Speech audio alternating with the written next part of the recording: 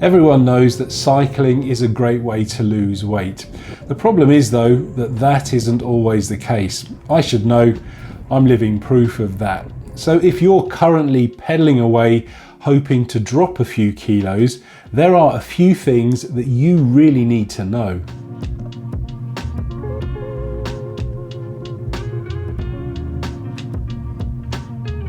On Saturday, I was watching a film called Evolution, which starred David Duchovny and Julianne Moore. And halfway through, I recognised one of the actors playing the part of a very loud, very overweight student type.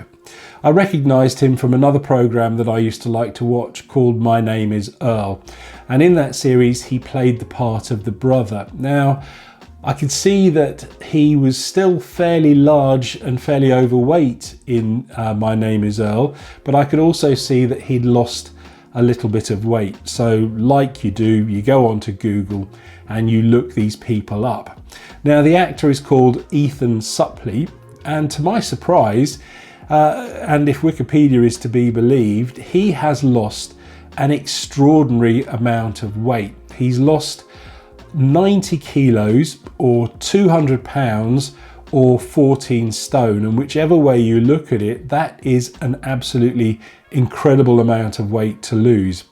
And again, reading a little bit further down in Wikipedia, it seems that part of his weight loss was down to him riding bikes, specifically road bikes. Now this is obviously very, very inspiring, and it shows just what can be achieved if you put your mind to it. But in my experience, I thought that there was probably something else going on, and he had to have done something else to have lost all that weight. It couldn't just be attributed to cycling.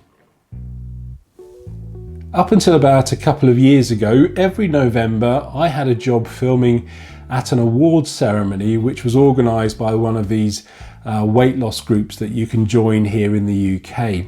Now, not only did I have to film the show itself, but I had to interview the people receiving the prizes. And the interviewer, one of the first questions that the interviewer would ask the winners was, how did you lose the weight? And without exception, every single one of them said that it was all down to what they ate.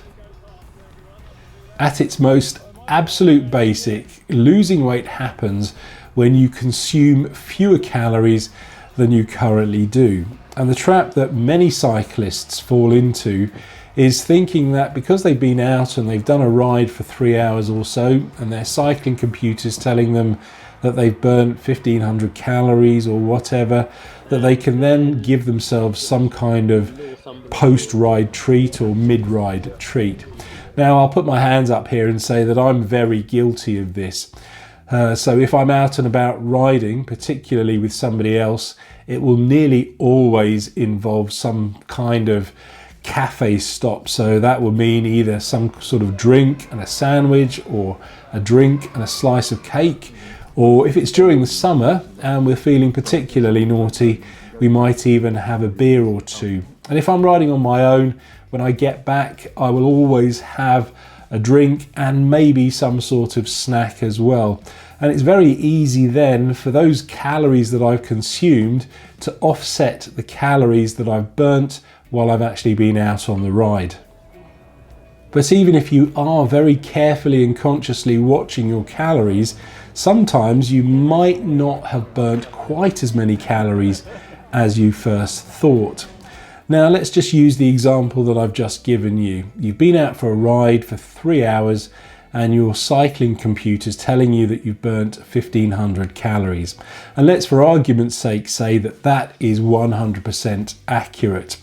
Now the human body, even if it just sits around on the sofa doing nothing all day, will need around 2,500 calories if you're a man, or 2,000 calories if you're a woman. And again, let's just make the maths easy and say that works out to about 100 calories an hour that you would have burnt just doing nothing. So you can quickly see that your 1,500 calories minus the 300 calories that you were going to burn anyway just sitting on the sofa makes that 1,500 calories now 1,200 calories. And if you misjudge your treats or what you're consuming after that, then again, you have made a slight mistake and you're consuming more calories than you first think. These are cinnamon buns. But it's not just us normal people that need to worry about our calorie intake. Even the pros worry about it too. Now, on a really tough day in something like the Tour de France, a typical professional cyclist can burn over 7,000 calories. And you think that sounds like a lot, and indeed it is. Yet when they finish the stage and get back to the hotel, they won't eat the hotel food. They will have their own chef preparing very calorie controlled meals, dealing with all of their nutritional needs as well. So that just shows you how important calorie control is if you're a cyclist. But I don't want to burst anybody's bubble here, but I would say that cycling can only really help you to tip the balance of your weight loss if you're already eating sensibly, or if you make a conscious effort to reduce your calorie intake. But I'll also add here that overeating isn't just a question of willpower or lack of self-discipline. It's a whole heady mix of things like emotions, addiction, mental health, hormones, and a whole load of other stuff. And anybody who just dismisses it as greed clearly doesn't understand the full situation. Have you ever watched a trailer for a film or a TV series and then gone on to be very disappointed when you've watched the actual thing? Well, that was the situation I found myself in when I watched Christopher Nolan's film Tenet. I watched the trailer and it looked absolutely fantastic. There were car chases, cool locations, time travel, everything that I kind of liked. Yet when I watched the film itself, I was very disappointed. Yes, there were the cool locations and it looked like it was visually stunning, but the story itself was very confusing and just downright stupid.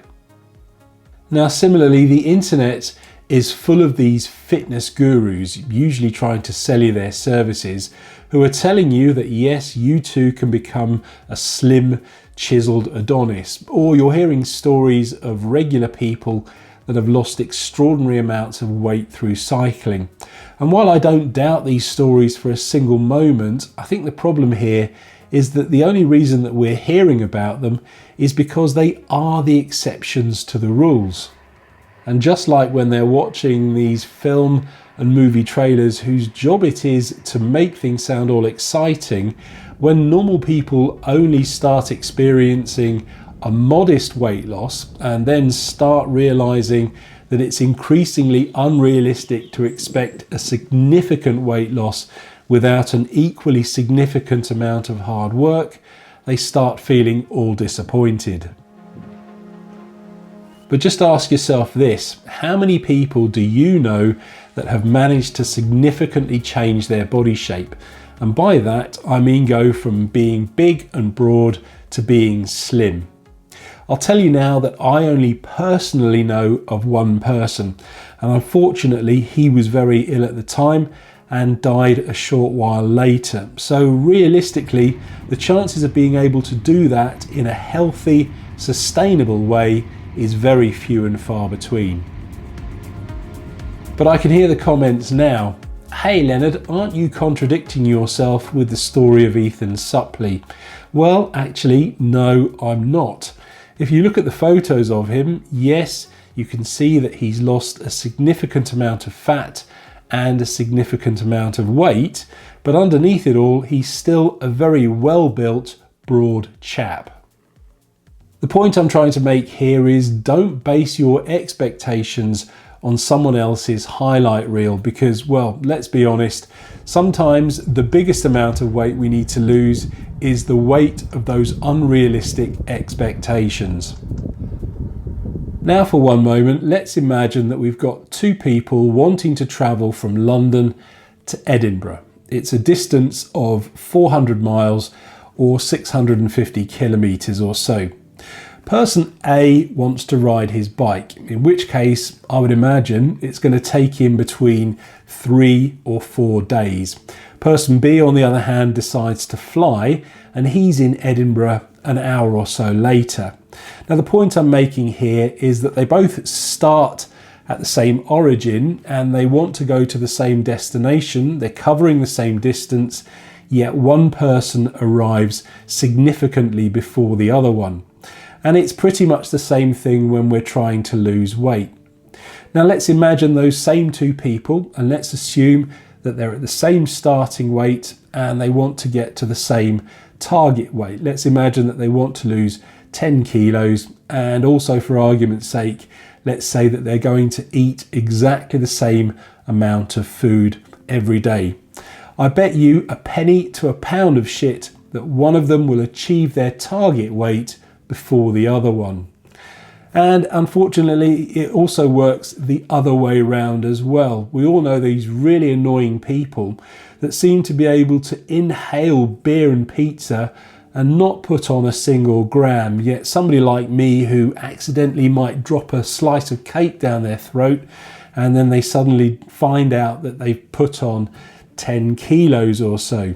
And this is because, of course, we are all very, very different. We have different metabolisms, different hormones, and different goodness knows what else. So don't expect your weight loss to be as quick or as easy as anybody else's.